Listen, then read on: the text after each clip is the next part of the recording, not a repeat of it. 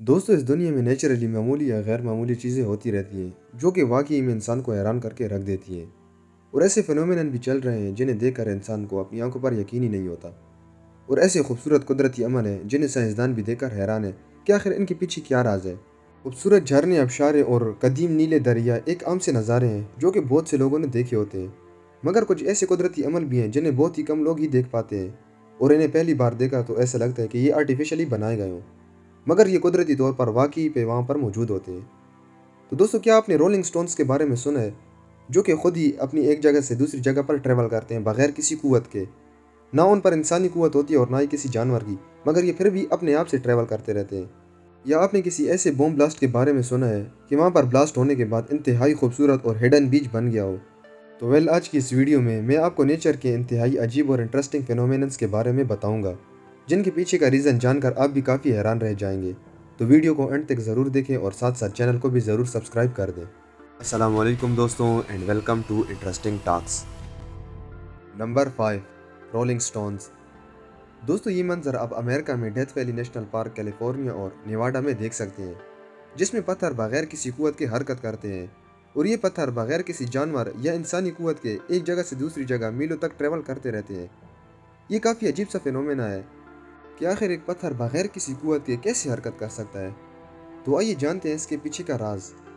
तो दोस्तों, इसमें होता ऐसा है कि सर्दियों के मौसम में यहाँ पर बर्फ़ जम जाती है, और जब मौसम चेंज होने लगता है तो धूप की शिद्दत भी इस इलाके में ज़्यादा हो जाती है, जिसकी वजह से बर्फ़ पिघलने लगती है।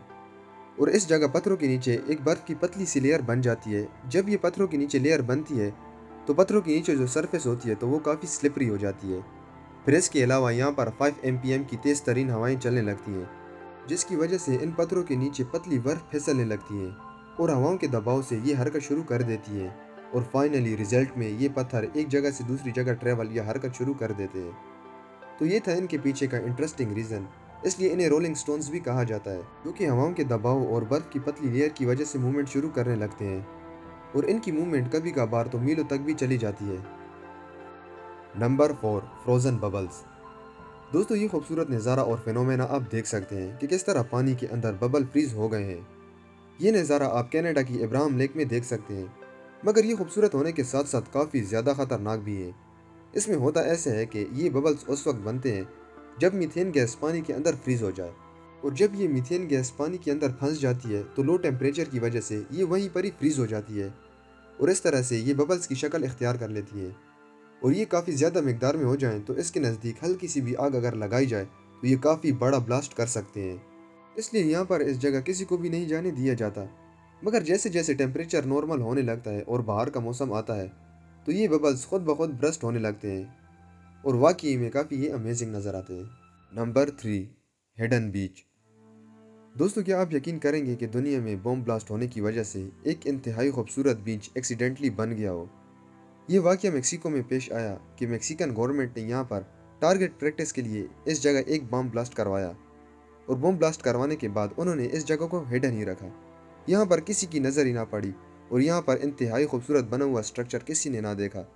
मगर वक्त गुजरने के साथ साथ जब यहाँ पर लोगों ने देखा तो यहाँ पर नेचुरली एक इंतहाई खूबसूरत बीच बना हुआ था, जो कि काफ़ी अरसे तक लोगों की आंखों से छुपा रहा।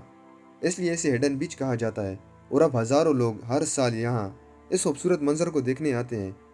दोस्तों, इस जगह को अगर दूर से देखा जाए तो बिल्कुल ऐसा लगता ही नहीं है कि यहाँ पर इतना खूबसूरत बीच मौजूद होगा, मगर जब नज़दीक आकर देखा जाए तो वाकई में यहाँ पर काफ़ी इंटरेस्टिंग स्ट्रक्चर मौजूद है, जो कि वाकई में अमेजिंग है।